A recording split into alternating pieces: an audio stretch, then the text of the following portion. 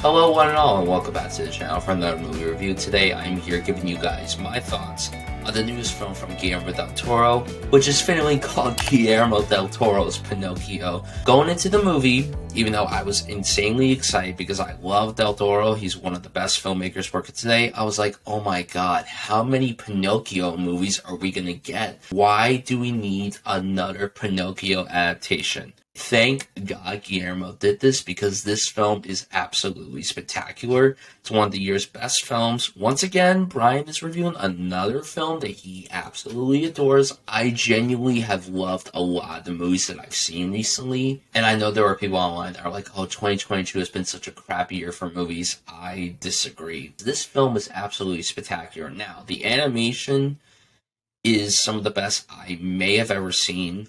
I kid you not, my jaw was dropping throughout a lot of the sequences because I'm just like, this is so awe-inspiring to me. I am a sucker for stop-motion animation. I just love how much time and effort goes into crafting the stop-motion animation, and this is some of the best that really has ever been put on screen. This is so beautifully directed. Guillermo and the co-director, his name is going to go right here, right below me. Oh god, I feel like such an asshole for forgetting his name.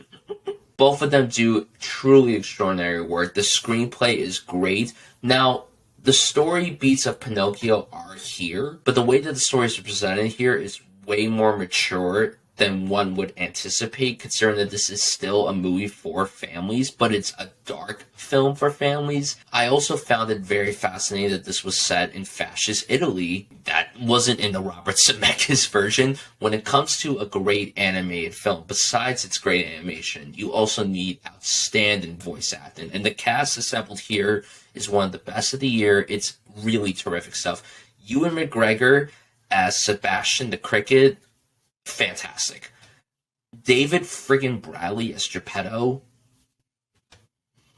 one of the best voice performances that I've heard in a very long time.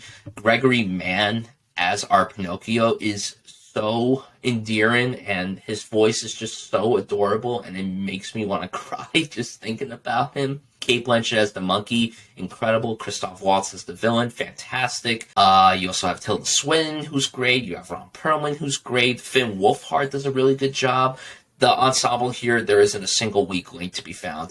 And then the music. This is a musical, which I didn't know walking into the movie. The songs are absolutely riveting. Ciao Papa, you've been hearing all the praise about it, is a truly tearjerker of a song. This is the best original song of 2022. You watch the movie, or even you just listen to the song without having seen the movie, and you're like, wow, this is incredible. It's just so moving. And this movie is a gut punch. Like, I was a mess at the start. I cried a lot during the movie, and the ending broke me. I was unwell. I was shaken up, and still am to this day. And I saw the movie a couple of days ago, and I'm still reeling from it because of how incredible it was. When it comes to movies that focus on father-son relationships, I don't know why, but they hit me a lot harder than I would expect. I have a very good relationship with my dad, so watching a movie about a father-son dynamic, it hits me harder than I would expect. It's incredible, the craft that's on display and how much passion was put into this, because Guillermo's been trying to make this for almost 15 years, and now he finally got the chance to make it because of Netflix. Netflix gave him all the money that he needed. They said, here, make this movie, do whatever you need to do, here you go. And it turns out to be one of the best films of the year. It's definitely winning Best Animated Feature. I would be shocked if anything else takes that award away from this. And now it's the definitive Pinocchio that I see myself watching from here on out. Fantastic animation, wonderful voice performances, beautiful storytelling, riveting music. Alexander Desplat's score, by the way, is literally chef's kiss. Like, every time him and Del Toro work together, it's literal magic. He continues to prove himself as one of the best filmmakers working today. This film was absolutely masterful. No complaints, no notes. 5 stars for Guillermo del Toro's Pinocchio. So if you guys have seen this film, let me know what you think of it down below. Let me know what your favorite Guillermo del Toro film is. And also, what is your go-to version of Pinocchio? Is it the original animated film?